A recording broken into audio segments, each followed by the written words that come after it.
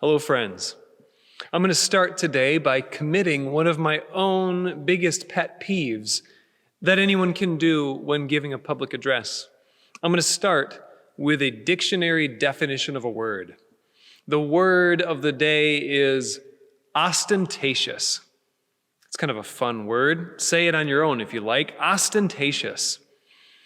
Now, this word sounds like something that Mary Poppins might sing in a song. It's kind of a fun word, but let me give you the actual definition here from the Oxford Dictionary.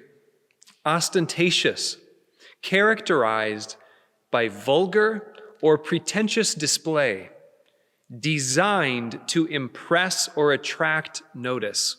One more time. Ostentatious, characterized by vulgar or pretentious display, designed to impress or attract notice. So this is a way of being that is not just attracting notice, but is intentionally designed to attract notice. That is, the whole reason is to attract notice.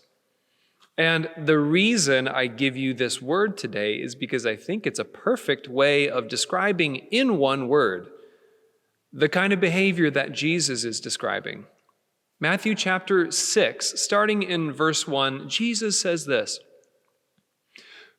"Beware of practicing your piety before others in order to be seen by them, for then you have no reward from your Father in heaven. So whenever you give alms, do not sound a trumpet before you, as the hypocrites do in the synagogues and in the streets, so that they may be praised by others. Truly, I tell you, they have received their reward. But when you give alms, do not let your left hand know what your right hand is doing, so that your alms may be done in secret, and your Father who sees in secret will reward you." This is the word of the Lord. Thanks be to God. Jesus is describing a way of being, and even more specifically, a way of worshiping that is ostentatious. It is designed to attract attention from other people. In this case, he's specifically talking about the way that alms are given. Maybe we don't use the word alms a lot, but any charitable giving. And I honestly don't know if when he talks about the hypocrites sounding a trumpet before them in the streets and the synagogues, I don't know if that's hyperbole or not. I don't know if they literally did that or if this was just a figure of speech. But the point is, it's a showy display of giving to the poor. And Jesus is not a big fan of it at all. He is not a fan of their ostentatious worship. But this is not just about giving money to the poor, tithes and offerings.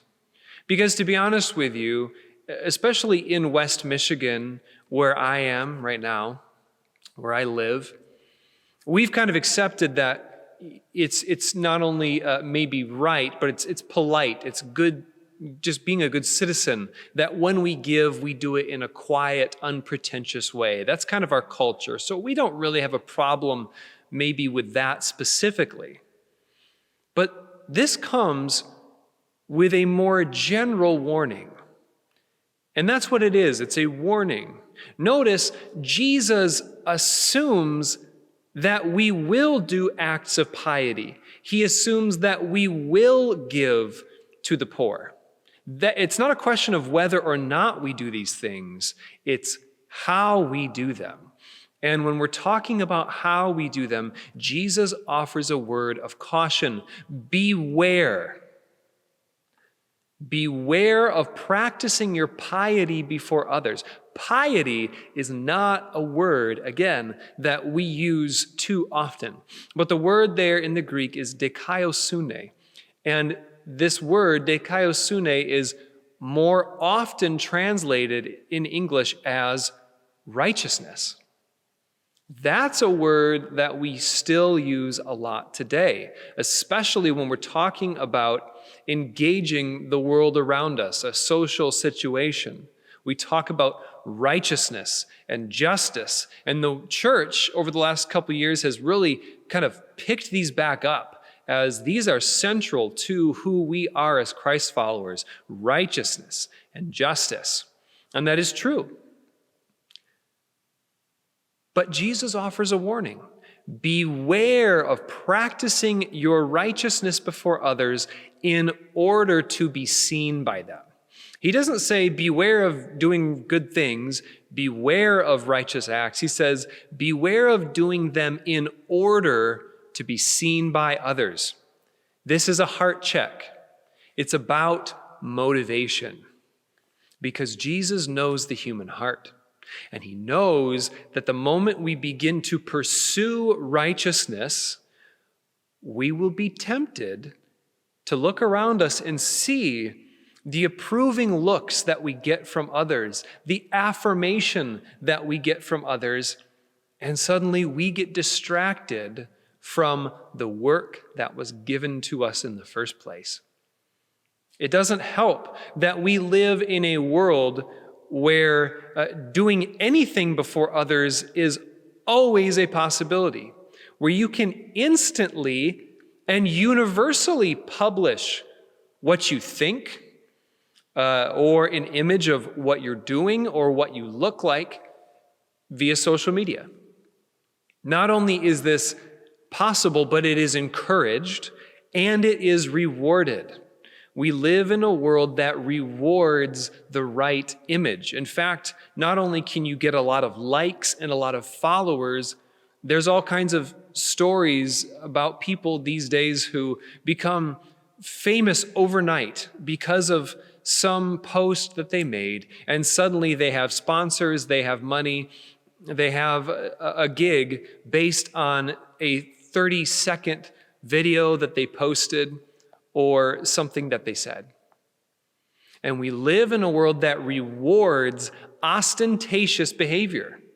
We live in a world that rewards doing things in a way that other people like in order to be seen by others. And this might be fairly harmless if it's just videos of people having fun or something hilarious that happens to go viral, but it becomes a real problem when we're talking about issues of righteousness and justice. Because we've done the same thing with our social and political issues, is now we live in a world where having the quote-unquote correct stance on every social issue, being on the right side of every platform, every issue, is a explicitly public way of being. We live in a world where even our politics and our social status, our social standing is ostentatious.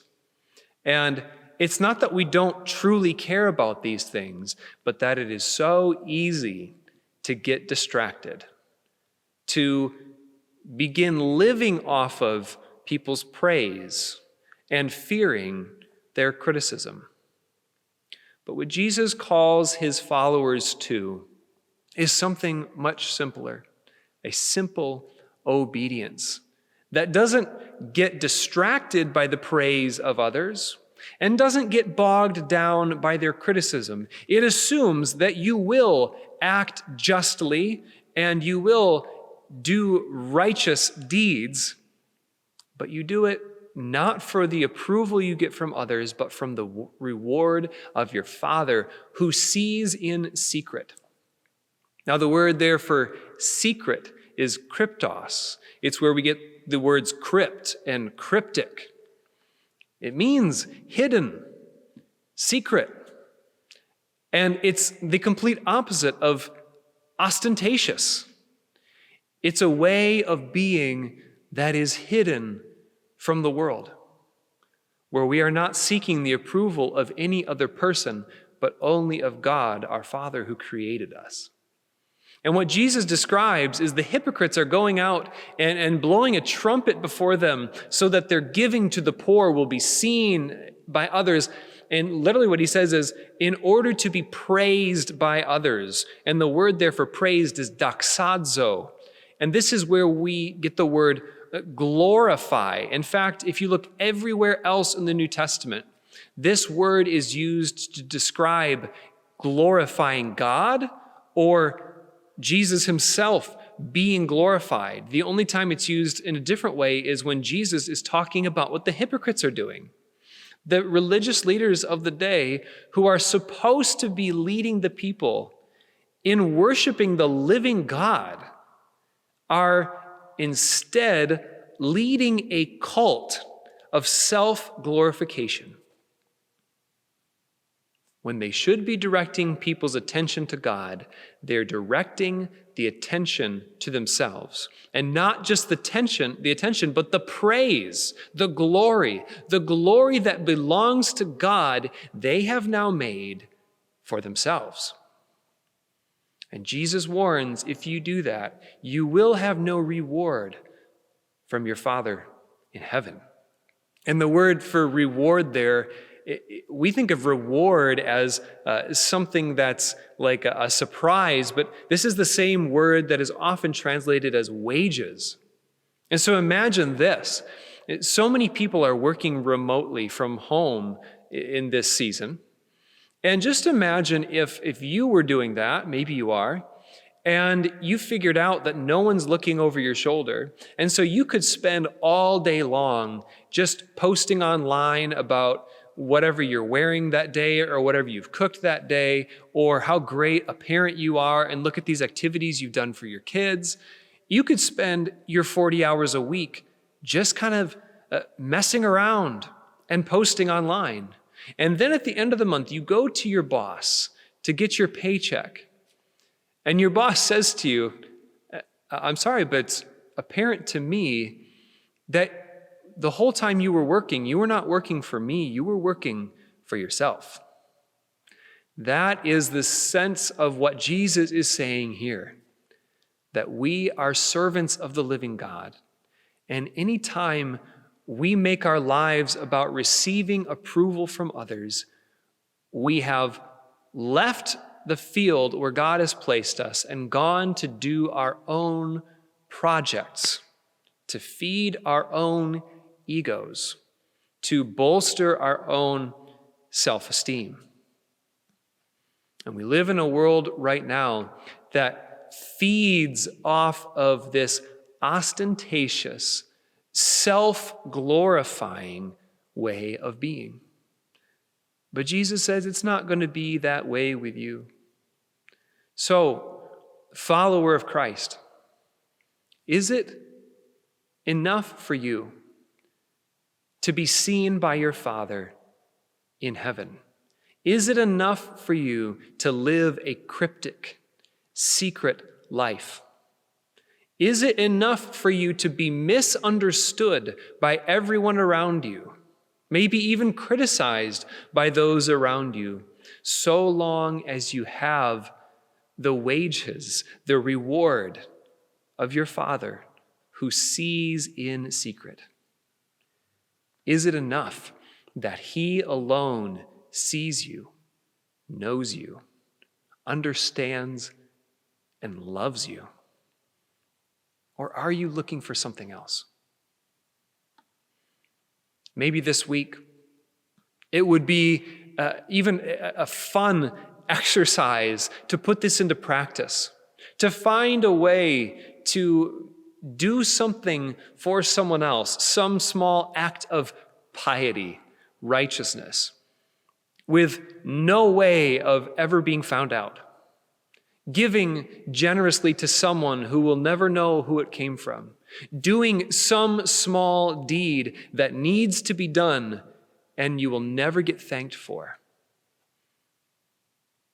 This might be a way of discovering the true riches that Jesus has in mind, the wages for those who are working in secret to bring the kingdom and the righteousness of God here on earth. And as we go into this uncertain time of an election and who knows how long of figuring out and responding to that whole process, in all the political theater from the very highest offices in the land all the way down to your neighbors who have yard signs and who are posting things on Facebook, is it possible in the midst of this ostentatious, self-glorifying culture that the followers of Jesus Christ would simply obey, would simply do what is right and righteous for no other reason of being able to go home at night, to lay down in bed, and to have inside the peace and the reward of knowing that you are an obedient servant of the living God? In the name of the Father, and of the Son, and of the Holy Spirit, amen.